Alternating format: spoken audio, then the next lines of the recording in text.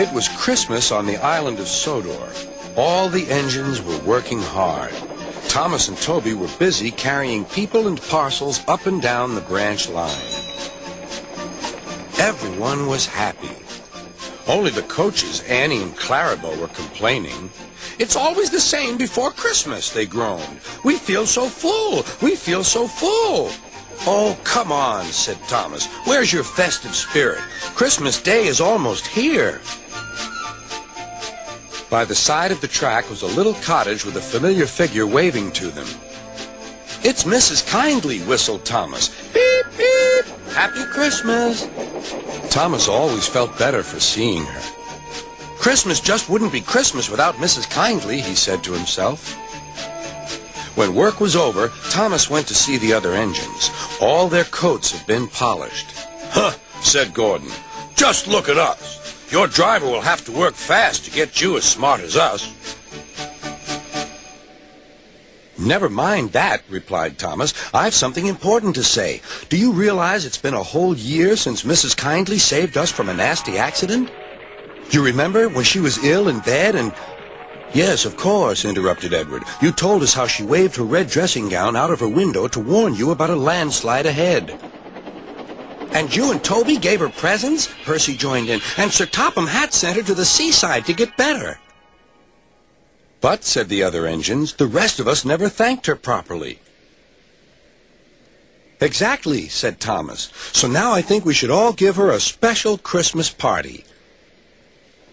Everyone was getting very excited, and the drivers felt sure that Sir Topham Hatt would agree, as indeed he did.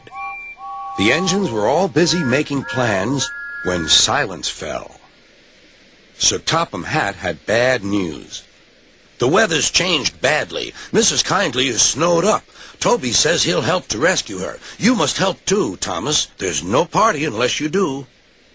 Thomas hated snow, but he said bravely, "I'll try, sir. We must rescue her. We must." "There's a good engine. You and Toby will manage splendidly." Thomas charged the snowdrifts fiercely. Sometimes he swept them aside, sometimes they stuck fast, and the men had to loosen them.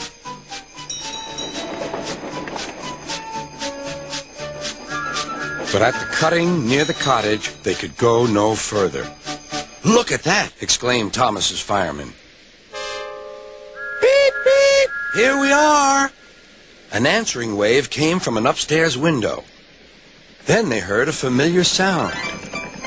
"That's Terence, the tractor," said Thomas. "He's come to help too."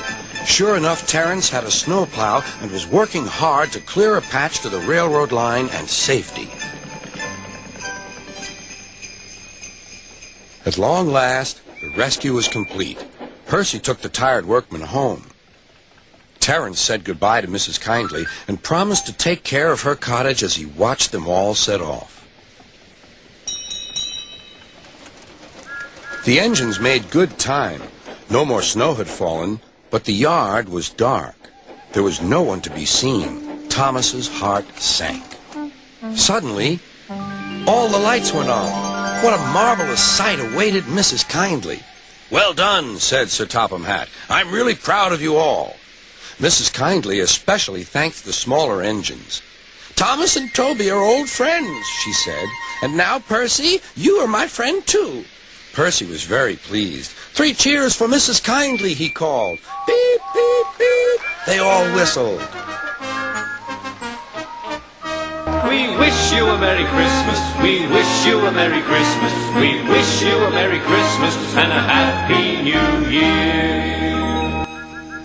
Thomas the tank engine and his friends thought it was the best Christmas ever, and Mrs. Kindly could think of nowhere she would rather live than here with them on the island of Sodor.